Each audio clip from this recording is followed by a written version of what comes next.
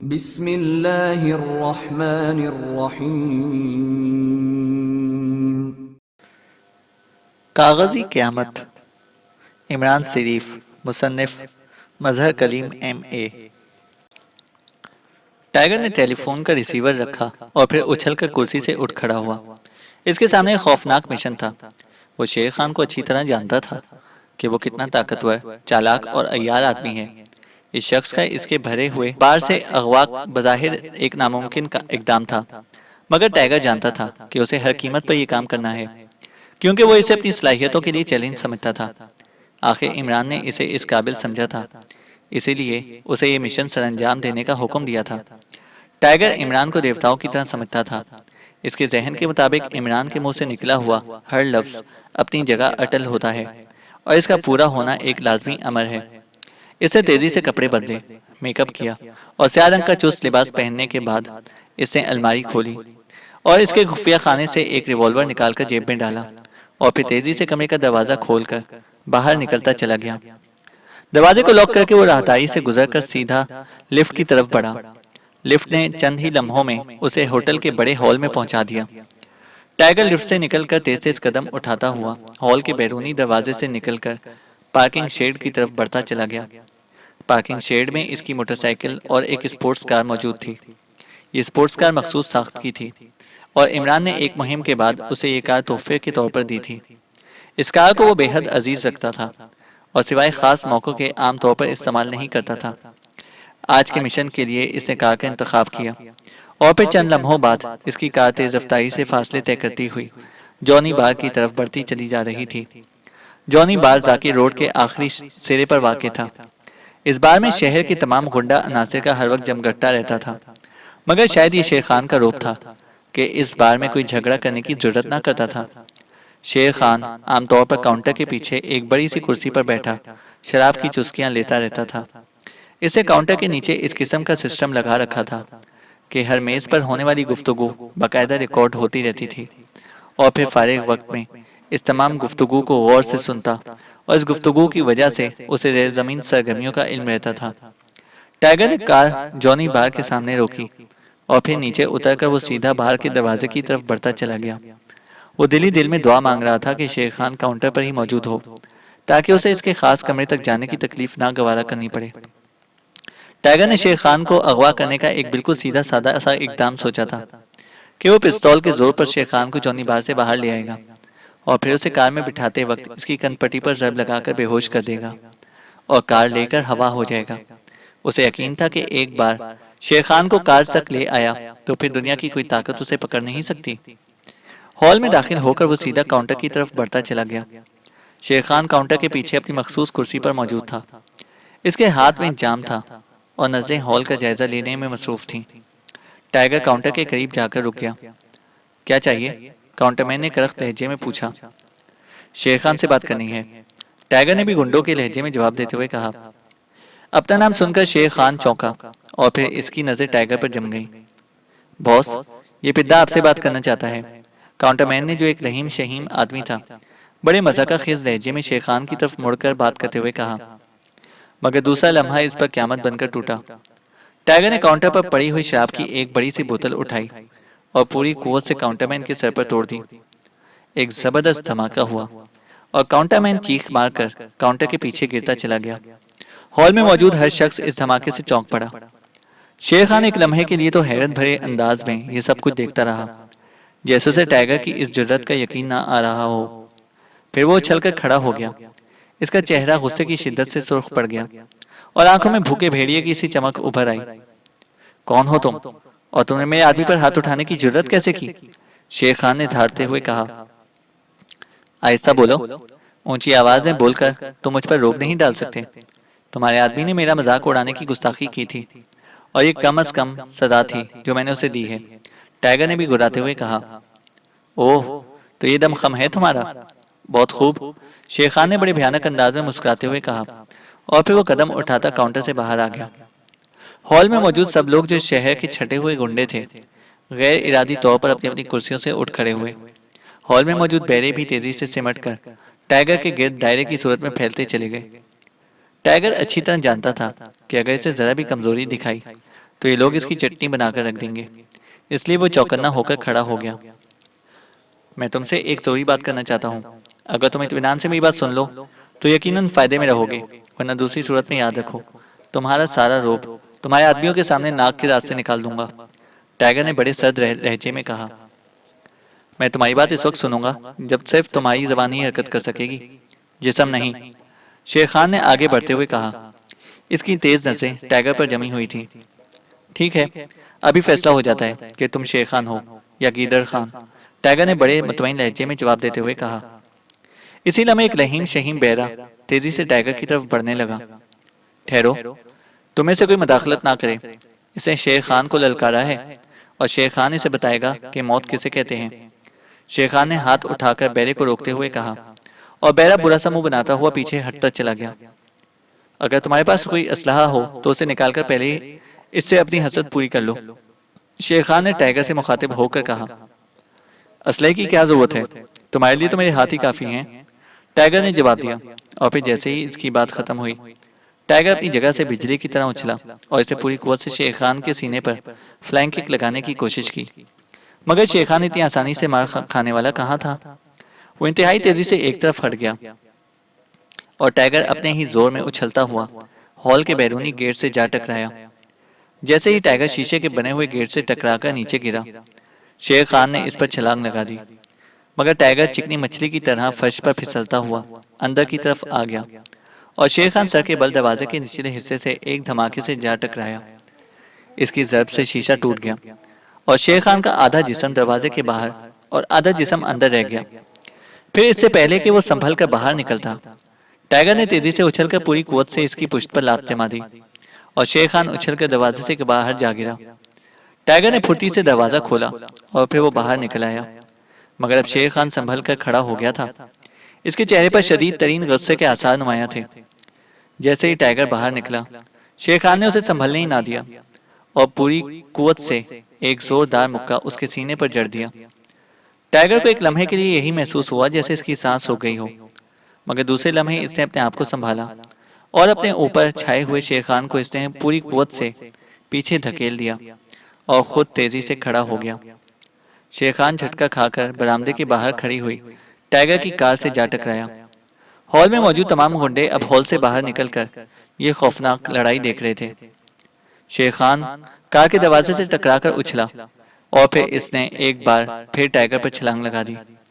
मगर अब टाइगर अपना बकिया प्लान सोच चुका था, इसलिए शेर खान के हमला करते ही वो हवा में उछला और शेर खान के सर के ऊपर से होता हुआ अपनी ही कार के दरवाजे से जा टकराया। अब इन दोनों की पोजीशन बदल गई। अब शेर खान की पुश्त जॉनी बार की तरफ थी, जबकि टाइगर की पुश्त कार की तरफ। दूसरे लम्हे टाइगर ने अपने चेहरे पर खौफ के तासुरात नुमाया कर लिए, जैसे वो जहनी तौर पर शेर खान से शिकस्त खा गया हो और अब फरार की सोच रहा हो। फिर से पहले कि शेर खान इस पर हमला करता, टाइगर ने इंतहाई फुर्ती से कार का दरवाजा खोला और तेजी से अंदर घुसता चला गया।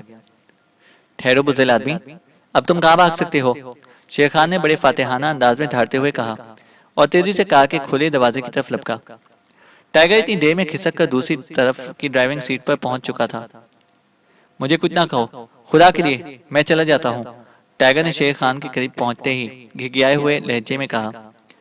इसके चेहरे पर शदीद खौफ के आसार नुमाया थे। तुम अपने कदमों पर चलकर वापस नहीं जा सकते शैतान के बच्चे, शेर खान ने ठाड़ते हुए कहा और फिर खुले दरवाजे में झुककर इसने टाइगर को बाजू से पकड़कर बाहर घसीटना चाहा। मगर टाइगर तो इस लम्हे के लिए पूरी तरह तैयार था। इसका दूसरा हाथ जो पहले ही जेब में था, बिजली की सी तेजी से बाहर आया और दूसरे लम्हे कार के दरवाजे के अंदर मौजूद शेर खान के सर पर रिवॉल्वर का दस्ता पूरी कुव्वत से पड़ा और इसके साथ ही टाइगर ने इंतहाई फुर्ती से शेर खान को एक झटका देकर कार के अंदर घसीट लिया। शेर खान ने कुछ जिद्दोजहद करनी चाहिए कि इसकी खोपड़ी पर दूसरा जोरदार धमाका हुआ और इस बार शेर खान का जिस्म बेहसो हरकत होता चला गया और दूसरे लम्हे टाइगर ने इंतहाई फुर्ती से शेर खान का बाकी जिस्म भी अंदर घसीट कर कार का दरवाजा बंद कर दिया। बाहर के बरामदे में बेशुमार लोग खड़े इस लड़ाई का तमाशा देख रहे थे। उन्होंने शेर खान की फातिहाना धाड़ सुनी, इसलिए इनका ख्याल था कि शेर खान अभी टाइगर को घसीट कर कार से बाहर ले आएगा। मगर जब टाइगर ने दरवाजा बंद किया तो सब बुरी तरह चौंके और दूसरे लम्हे इनके रिवॉल्वर बाहर निकल आए और वो तेजी से कार की तरफ झपटे। मगर इससे पहले कि वो कार तक पहुंचते, कार का ताकतवर इंजन जाग उठा और फिर वो तेजी से मुड़ी और तीर की तरह उड़ती हुई बैरूनी रोड की तरफ भागती चली गई। शेर खान के साथियों ने कार पर फायरिंग की, मगर टाइगर कार के मखसूस बटन पहले ही दबा चुका था। इन बटनों के दबते ही कार के दरवाजे पर बुलेट प्रूफ शीशे चढ़ गए। इसकी बॉडी वैसे ही बुलेट प्रूफ थी। कार के चारों टायरों पर फौलादी शेड झुक आए थे, इसलिए टायर भी अब फायरिंग की जद से महफूज हो चुके थे। इसलिए जाहिर है कार पर होने वाली फायरिंग बेनतीजा रही और टाइगर तेजी से कार बढ़ाता हुआ मेन रोड पर चढ़ आया और फिर इसे इंतहाई तेज रफ्तारी से कार चलाते हुए इसका रुख सामने वाले चौक की तरफ कर दिया। चंद ही लम्हों में वो चौक क्रॉस करके बाएं रोड पर आ गया और फिर बाएं रोड पर मुड़ते ही वो तेजी से पहली क्रॉस गली में मुड़ता चला गया। ये गली दूसरी सड़क पर निकलती थी। इस सड़क पर पहुंचकर इसने कार को एक और क्रॉस गली में मोड़ दिया। इस तरह वो मुमकिन ताक़ुब से बचना चाहता था। मुख्तलिफ गलियों से गुजरकर जब वो एक सड़क पर पहुंचा तो इसे इत्मीनान हो गया कि इसका ताक़ुब नहीं किया जा रहा। अगर बार में से किसी ने इसका ताक़ुब करने की कोशिश भी की थी तो वो उन्हें झटक देने में कामयाब हो चुका था। चुनांचे हर तरफ से मुतमईन होकर इसने कार का रुख तेजी से दानिश मंजिल की तरफ मोड़ दिया। इसके साथ ही इसने डैशबोर्ड पर लगा हुआ एक मखसूस बटन दबा दिया। दूसरे लम्हे डैशबोर्ड से ट्रांसमीटर की साएं साएं की आवाज निकलने लगी। फिर चंद लम्हों बाद स्पीड डायल पर सब्ज रंग का नुक्ता तेजी से जलने बुझने लगा। Tiger speaking, over. टाइगर ने मौदबाना लहजे में कहा।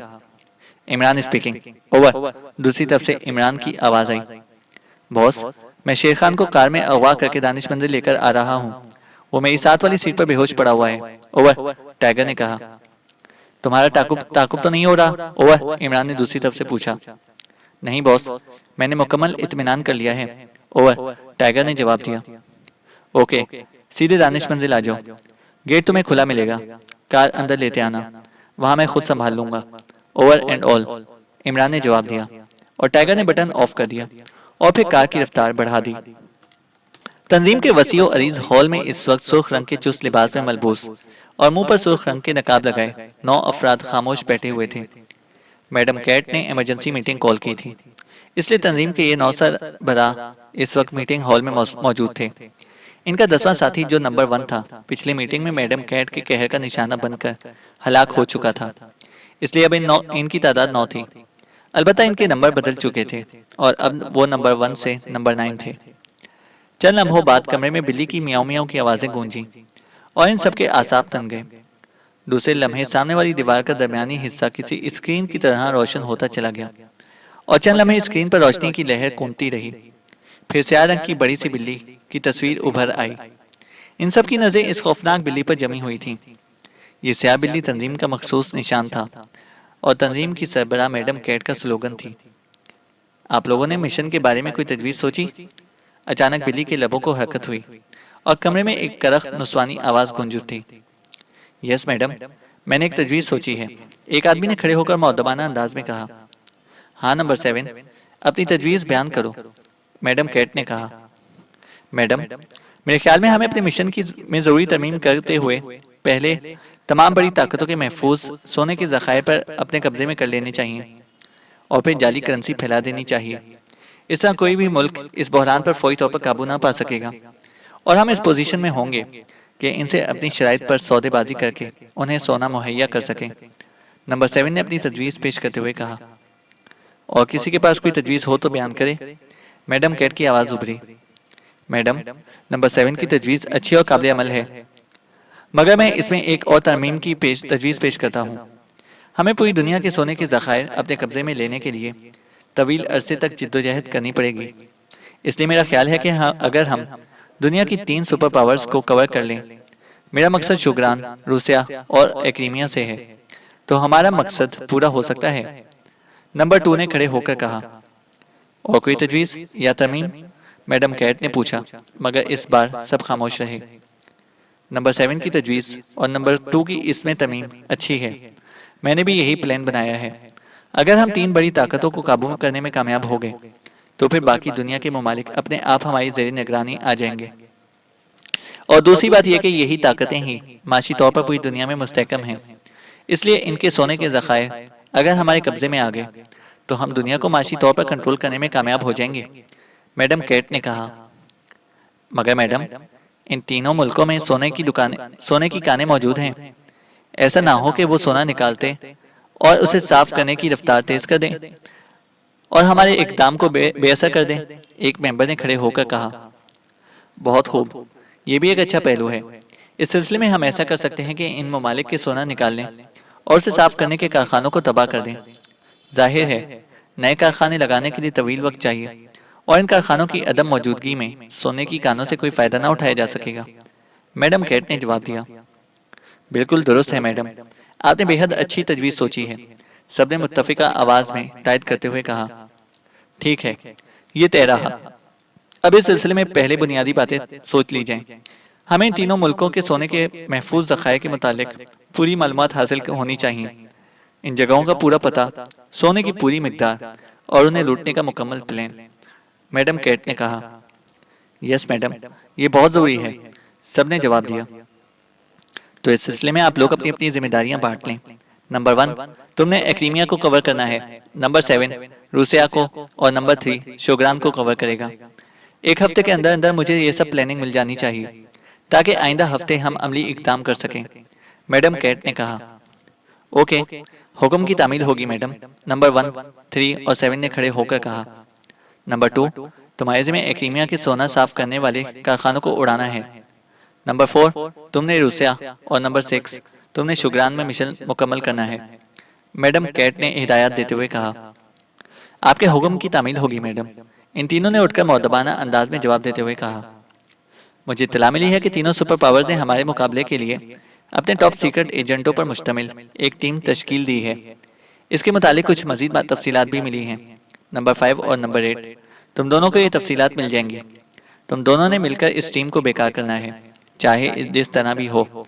इन्हें हलाक या गिरफ्तार होना चाहिए। मैडम कैट ने मजीद हिदायत देते हुए कहा। यस मैडम, आप बेफिक्र रहें, हम इस टीम को चूहों की तरह पकड़ लेंगे। नंबर 5 और 8 ने भी उठकर जवाब देते हुए कहा। और नंबर 9, तुम्हारे जिम्मे ये काम होगा कि तुम इस शहर में अपने आदमी फैला दो। जो आदमी भी तुम्हें मशकूक मालूम हो उसे पकड़कर इसकी मुकम्मल स्क्रीनिंग करो और जरा सा भी शक पुख्ता होने पर उन्हें हलाक कर दो। तुम्हारा ये काम मुकम्मल मिशन की तकमील तक जारी रहेगा। मैडम कैट ने कहा। यस मैडम, नंबर 9 ने उठकर जवाब दिया। ओके, एक हफ्ते बाद मीटिंग दोबारा होगी। इस दौरान तमाम काम मुकम्मल हो जाना चाहिए। किसी की मामूली सी कोताही भी बर्दाश्त नहीं की जाएगी और कामयाबी की सूरत में तुम सबका मुश्तरका बोर्ड पूरी दुनिया को कंट्रोल करेगा और सही मायनों में तुम पूरी दुनिया के हाकिम होगे। इसलिए काम पूरी दिलजमई और होशियारी से मुकम्मल होना चाहिए। मैडम कैट ने कहा। आप बेफिक्र रहें मैडम, हम आपकी तवक्कात पर पूरा उतरेंगे। सबने सर हिलाते हुए जवाब दिया। ओके, मीटिंग खत्म। मैडम कैट की आवाज गूंजी और इसके साथ ही स्क्रीन यकदम तारीख हो गई और सब नकाबपोश अपनी जगह से उठ खड़े हुए। मार्गरेट, बुचर और काशाकी मुतवस्त तबके की औरतों के मेकअप में जब नॉर्थ पोल के मरकजी हवाई अड्डे पर उतरी तो उन्होंने सादा से लिबास पहने हुए थे। इन्हें देखकर कोई तस्वुर भी ना कर सकता था कि ये बिल्कुल सीधी सादी सी नजर आने वाली औरतें दुनिया की खतरनाक तरीन सीक्रेट एजेंट्स हैं और इनके कारनामों की फहरिस्त इतनी तवील है कि बाज़ मुल्कों की पूरी सीक्रेट सर्विस भी एक सदी में इतने कारनामे अंजाम नहीं दे सकती। वो तीनों कस्टम काउंटर से फारिग होकर धीरे धीरे चलती हुई जब एयरपोर्ट की इमारत से बाहर आई तो इनका रुख टैक्सी स्टैंड की तरफ था। मेरा ख्याल है कि हमें एक दो रोज किसी होटल में रहकर आराम करना चाहिए ताकि कोई हम पर शक ना कर सके, मार्गरेट ने कहा। हाँ, ये जरूरी मालूम होता है क्योंकि मैं एक मर्द को अपने ताकुब में देख रही हूँ, मिस बोचर ने जवाब दिया। जाहिर है, तुम्हारा ताकुब मर्द ही कर सकते हैं, औरतें तो करने से रहीं, काशाकी ने मुस्कुराते हुए कहा और वो सब खिलखिलाकर हंस पड़ी। चंद लम्हों बाद उन्होंने एक टैक्सी पकड़ ली। किसी ऐसे होटल में चलो जहाँ शरीफ लोग रहते हों और किराया भी मुनासिब हो, मिस बोचर ने टैक्सी ड्राइवर से मुखातिब होकर कहा। यस मैडम, टैक्सी ड्राइवर ने सर हिलाते हुए कहा और फिर टैक्सी तेजी से आगे बढ़ने लगी। मिस बोचर ड्राइवर के साथ वाली नशिस्त पर बैठी हुई थी और इसकी नजरें बार बार बैक मिरर पर की तरफ उठ जाती थी। इसे एक स्याह रंग की कार को अपने ताकुब में देखा, मगर जाहिर है वो ड्राइवर के सामने इस अमर का इजहार न कर सकती थी, इसलिए खामोश बैठी रही। मुख्तलिफ सड़कों से गुजरने के बाद टैक्सी ड्राइवर ने एक 7 मंजिला अजीम शान इमारत के कंपाउंड में टैक्सी रोक दी। मैडम, ये बहुत अच्छा होटल है, किराया भी मुनासिब है और हर किस्म के गुंडा अनासिर से भी पाक है। टैक्सी ड्राइवर ने गेट के सामने टैक्सी रोकते हुए कहा, थैंक यू। इन तीनों ने उठकर कहा और मिस बोचर ने उसे किराए के साथ साथ थोड़ी सी टिप भी दे दी और टैक्सी ड्राइवर से हिलाकर टैक्सी आगे बढ़ा ले गया। होटल वाकई बेहद साफ सुथरा था और वहां का माहौल शरीफाना नजर आता था। इन्हें चौथी मंजिल पर 3 बेड का एक खुसूसी सूट मुनासिब किराए पर मिल गया और मौदब पोर्टर ने इनके बैग कमरे में पहुंचा दिए और फिर टिप लेकर वापस चला गया। बैरे के जाते ही काशाकी ने तेजी से अपनी जेब में हाथ डालकर एक जदीद तर्ज का छोटा सा गायकर निकाला और फिर इसने कमरे की हर चीज को इस गायकर से चेक करना शुरू कर दिया। जल्द ही एक ज़ेबाइशी तस्वीर के पास पहुंचते ही गायकर से टू टू की आवाजें निकलने लगी। वो तीनों चौंक पड़ी। काशाकी ने हाथ बढ़ाकर तस्वीर हटानी चाहिए कि मार्गरेट ने इसका हाथ पकड़ लिया। भाई, इतनी थक गई हैं क्या बोलने को भी दिल नहीं चाहता, मार्गरेट ने आम से लहजे में कहा। हाँ वाकई, काशाकी ने इसकी हाँ में हाँ मिलाते हुए कहा। वो मार्गरेट के हाथ पकड़ने से समझ गई थी कि इसका मकसद क्या है। वाकई काशाकी इस ट्रांसमीटर का राब्ता खत्म करके गलती कर रही थी। इस तरह चेक करने वाले फौरन ही इनकी तरफ से मशकूक हो जाते और फिर इनकी निगरानी खुसूसी तौर पर की जाती। अब क्या प्रोग्राम है? मेरा ख्याल है कि आज शाम को शहर की सैर की जाए ताकि ब्यूटी पार्लर के लिए कोई मुनासिब जगह भी देख ली जाए और तफरी भी हो जाए, मिस बॉचर ने इन दोनों से मुखातिब होकर कहा, जो अब कुर्सियों पर बैठ गई थी। हाँ, अच्छा ख्याल है। बस एक बात का खतरा है कि यहाँ क्या ब्यूटी पार्लर चल निकलेगा, मार्गरेट ने तबसरा करते हुए कहा। देखो मार्गरेट, हम तीनों अपने अपने फन में ताक हैं। तुम आराइश और जमाल की माहिर हो, जबकि काशाकी हेयर स्टाइल और मैं मसाज के फन में महारत रखती हूँ। हम तीनों का इश्तराक यकीनन ब्यूटी पार्लर शॉप को जल्द ही मशहूर कर देगा और हम दौलत में खेलने लग जाएंगी, मिस बॉचर ने जवाब दिया। ये तो ठीक है, मगर इस मुल्क का इंतखाब मेरी समझ में नहीं आता। मेरा तो ख्याल था कि हम नाराक में शॉप खोलती तो ज्यादा चल निकलती, काशाकी ने कहा। नहीं काशाकी, नाराक में बेशुमार ब्यूटी पार्लर हैं। वहाँ नई दुकान का चल निकलना बहुत मुश्किल और मेहनत तलब काम है, जबकि मेरी मालूमात के मुताबिक यहाँ इतने ब्यूटी पार्लर्स नहीं हैं। यहाँ हम सबको लीड कर जाएंगी, इस बार मार्गरेट ने कहा। चलो ठीक है, ये भी आजमा देखते हैं। अब मेरे ख्याल में गुस्ल करके जरा आराम किया जाए, काशाकी ने कुर्सी से उठते हुए कहा। हाँ, गुस्ल खाना तो एक है, जाहिर है बारी बारी ही गुस्ल किया जा सकता है। पहले तुम उठी हो तो तुम ही गुस्ल कर लो, मिस बॉचर ने जवाब दिया।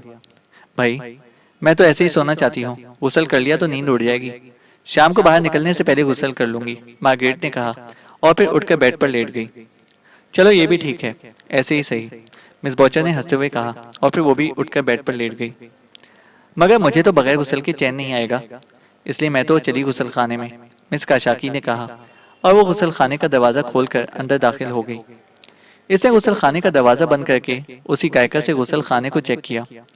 वहां फ्लैश टैंकी के पीछे गायकर बोल पड़ा और काशाकी ने सर हिलाते हुए उसे बंद कर दिया और जेब में डाल दिया। वो सोच रही थी कि इस कदर खौफनाक जासूसी इंतजामात आखिर किसने किए होंगे। क्या ये इस होटल की इंतजामिया की शरारत है जो इस तरह लोगों के राज हासिल करके उन्हें ब्लैकमेल करती होगी, या यहाँ सीक्रेट सर्विस ने हिफ्ज़े मा तकद्दुम के तौर पर ऐसा किया है, या फिर आखिरी सूरत ये भी हो सकती है कि मुजरिम तंजीम ने इस सारा चक्कर चलाया हो। मगर उसे दूसरा ख्याल ज्यादा करीने क्यास लगा, क्योंकि होटल इंतजामिया हर मुसाफिर को तो ब्लैकमेल करने से रही, जबकि ऐसे इंतजामात पर बेपनाह खराजात आते हैं और मुजरिम तंजीम इतनी वसी नहीं हो सकती कि मुल्क के हर होटल को खरीदे और वहाँ के हर कमरे में ऐसे इंतजामात करे। जाहिर है ये सारा चक्कर सरकारी पैमाने पर ही किया जा सकता है। इसने कपड़े उतारकर शावर खोल दिया और फिर काफी देर तक पानी के नीचे बैठने के बाद जब वो पूरी तरह ताज़ादम हो गई तो इसने तौलिए से जिस्म को साफ किया और कपड़े पहनकर वो बाहर आ गई। मिस बॉचर और मार्गरेट इस दौरान वाकई सो चुकी थी। काशाकी ने कंघे से अपने बालों को सीधा किया और फिर अपने बैग से स्लीपिंग सूट निकालकर पहना और बिस्तर पर लेट गई। कुछ देर तक वो नए मिशन के बारे में सोचती रही, फिर आहिस्ता आहिस्ता वो भी नींद की दलदल में धुसती चली गई। इन तीनों को सोए हुए ज्यादा से ज्यादा आधा घंटा गुजरा होगा कि कमरे की एक दीवार के दरमियान से बेआवाज तरीके से हटती चली गई और वहां एक खला पैदा हो गया। दूसरे लम्हे इस खला में से 4 नकाबपोश अंदर दाखिल हुए। इनमें से एक ने जेब से एक छोटी सी शीशी निकाली और इसका ढक्कन खोलकर पहले उसे काशाकी की नाक से लगाया। काशाकी का जिस्म एक लम्हे के लिए कसमसाया और फिर वो साकित हो गई। बाद में यही अमल इस नकाबपोश ने मिस बॉचर और मिस मार्गरेट के साथ भी किया, और वो दोनों भी एक दो लम्हे कसमसाने के बाद बेहस हरकत हो गईं। नकाबपोश ने शीशी का ढक्कन लगाया और उसे दोबारा अपनी जेब में डाल दिया। उठाओ इन्हें, इनका सामान मैं उठाता हूँ, इसी नकाबपोश ने अपने बाकी तीन साथियों से मुखातिब होकर तहकमाना लहजे में कहा, और फिर इन तीनों नकाबपोशों ने झुककर बारी बारी इनमें से एक एक को अपने कंधों पर लाद लिया। इन तीनों को बेहोश करने वाले नकाबपोश ने इन तीनों के बैग इकट्ठे किए और फिर वो उठाकर इन तीनों के पीछे चलता हुआ इस खला में गायब हो गया जिस खला से वो अंदर दाखिल हुए थे। इन चारों नकाबपोशों के खला में गायब होते ही कमरे की दीवार दोबारा बगैर आवाज किए बराबर हो गई। अब वही कमरा जो चंद लम्हे पेशतर तीन नुस्वानी वजूदों से महक रहा था, खाली पड़ा भाएं भाएं कर रहा था। क्या ख्याल है, कहाँ से काम शुरू किया जाए? ब्लैक ने शाकिल से मुखातिब होकर कहा। किसी भी बड़े जुए खाने से काम शुरू किया जा सकता है, हमने तो बस अपनी अहमियत उजागर करनी है, चौशान ने जवाब दिया। नहीं, इस तरह अपनी ताकत और वक्त जाया करने का कोई फायदा नहीं है। मैंने यहाँ आकर कुछ मालूमात हासिल की हैं। मुझे मालूम हुआ है कि होटल लाशेरी का मालिक सैंड्रा प्रिंसेस मादाम का खास आदमी है। मेरा ख्याल है कि हमें सबसे पहले लाशेरी में हंगामा करना चाहिए, चीफ शाकिल ने तजवीज़ पेश करते हुए कहा। वो तीनों मुख्तलिफ फ्लाइट्स के जरिए आज ही यहाँ पहुंचे थे। यहाँ चीफ शाकिल ने एक छोटी सी कोठी किराए पर लेने का बंदोबस्त पहले ही कर लिया था, इसलिए एक प्रोग्राम के मुताबिक वो तीनों एयरपोर्ट से सीधे यहाँ पहुंचे थे और फिर एयरपोर्ट से उतरते ही इन तीनों का ताकुब किए जाने की कोशिश की गई थी। मगर जाहिर है ताकुब करने वाले को झटक देना इनके बाएं हाथ का खेल था। मेरा ख्याल है कि हम मेकअप कर लें, क्योंकि ताकुब कुनंदगान हमें पूरे शहर में तलाश करते फिर रहे होंगे, ब्लैक ने कहा। वैसे मुझे हैरत है कि एयरपोर्ट से निकलते ही हमारा ताकुब शुरू हो गया। क्या हमारा प्लेन इस तंजीम तक पहुंच गया है? चौशान ने बड़बड़ाते हुए कहा। ऐसी कोई बात नहीं, मेरा एक दोस्त यहाँ जेर जमीन सरगर्मियों में खासा मसरूफ है। इससे मैंने इस खदशे का इजहार किया था, तो इसे बताया था कि ये सब प्रिंसेस मादाम के आदमी हैं। पिछले कुछ दिनों से प्रिंसेस मादाम के आदमी बेहद फाल हो गए हैं। वो इस मुल्क में दाखिल होने वाले हर फर्द को बाकायदा चेक करते हैं और उन्होंने बड़े बड़े होटलों में ट्रांसमीटर नस्ब कर रखे हैं। ये सब कोई हिफाजती कार्रवाई महसूस होती है, चीफ शाकिल ने जवाब देते हुए कहा। ओह, इसका मतलब है कि प्रिंसेस मादाम को इस बात का खदशा हो गया है कि इनके हेडक्वार्टर की तबाही के लिए कोई कार्रवाई की जा सकती है, ब्लैक ने जवाब दिया। जाहिर है जब कोई तंजीम इतने बड़े पैमाने पर काम कर रही हो तो मेजर ऑपरेशन शुरू करने के साथ साथ अपनी हिफाजत में भी फाल हो जाती है, चौशान ने जवाब दिया। मेरा ख्याल है कि हमें अपने पहले टारगेट पर ही कामयाबी हो जाएगी और हम प्रिंसेस मादाम की नज़रों में आ जाएंगे।